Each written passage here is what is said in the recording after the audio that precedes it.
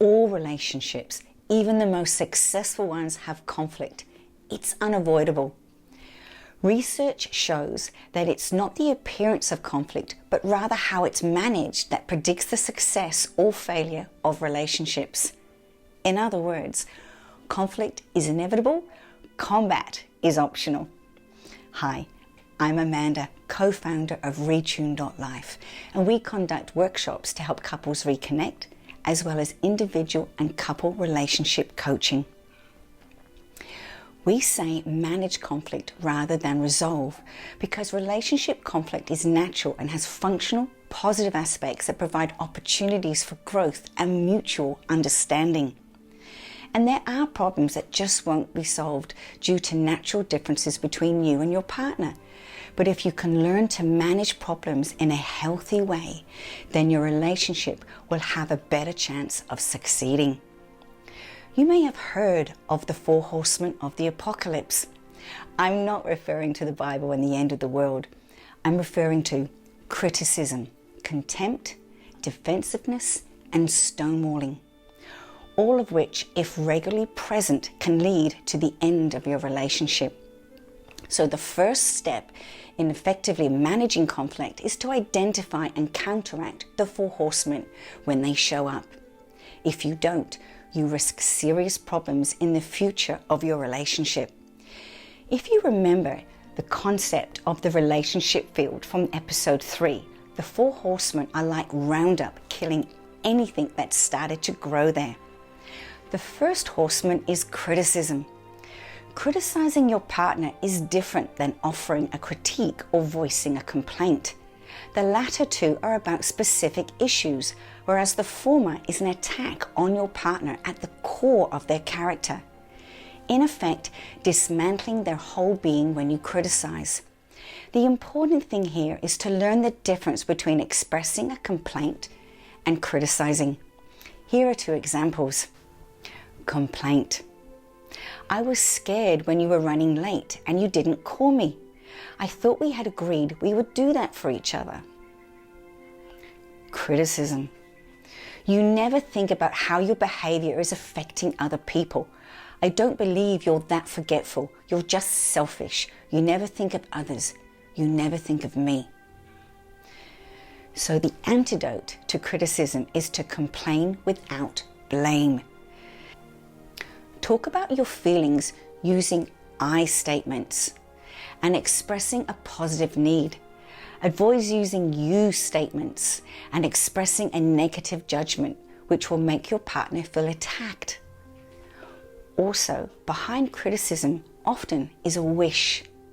You never take me to the movies anymore, meaning I want us to go to the movies together.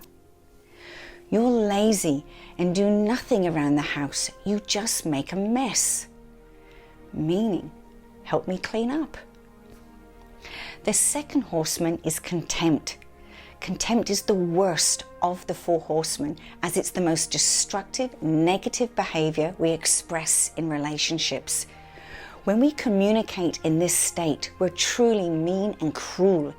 We treat our partners with disrespect, mock them with sarcasm, ridicule, use hostile humor, call them names, and mimic or use body language such as eye rolling or scoffing. The target of our contempt is made to feel despised and worthless. In whatever form, contempt is poisonous to a relationship because it conveys disgust and superiority, especially moral and ethical, or attacks on a person's character. The antidote to contempt is to build appreciation and respect by regularly expressing gratitude and affection for our partner, along with fondness and admiration. Remember the good times and also remember the tough times where together you pushed through and succeeded. You'll create a positive perspective in your relationship that acts as a buffer for negative feelings. The more positive you feel, the less likely you'll feel the need to express contempt. The third horseman is defensiveness, and it's typically a response to criticism. Unfortunately, this strategy is almost never successful. our excuses just tell our partner that we don't take their concerns seriously and that we won't take responsibility for our actions. The antidote to defensiveness is to take responsibility for our role in the issue and express an interest in trying to understand our partner's feelings. The fourth horseman is stonewalling. Rather than confronting the issue, someone who is stonewalling will be totally unresponsive, making evasive maneuvers such as tuning out, turning away, acting busy, or engaging in obsessive behaviors. They may even storm out the room. When couples stonewall, they're under a lot of emotional pressure, which increases heart rate. Thoughts get muddled, even foggy. Stress hormones are released into the bloodstream and even trigger a fight or flight response. This is known as flooding. Stonewalling is a result of feeling physiologically flooded, and when we stonewall, we may not even be in a physiological state where we can discuss things rationally. The antidote to stonewalling and managing flooding respectfully is to acknowledge our emotional state and take a 20-minute break to go away and change our physiological state so we can calm down. When we return, we're in a much better state to finish the conversation. The practice of physiological self-soothing is a great investment in emotional regulation. The ability to self-soothe is one of the most important skills you can learn. Practicing it can help you not only in romantic relationships, but in all other areas of your life. Thanks for watching, and I hope you found this helpful in understanding how the 4 horsemen of the apocalypse can derail relationships and the steps we can take to manage them when they show up.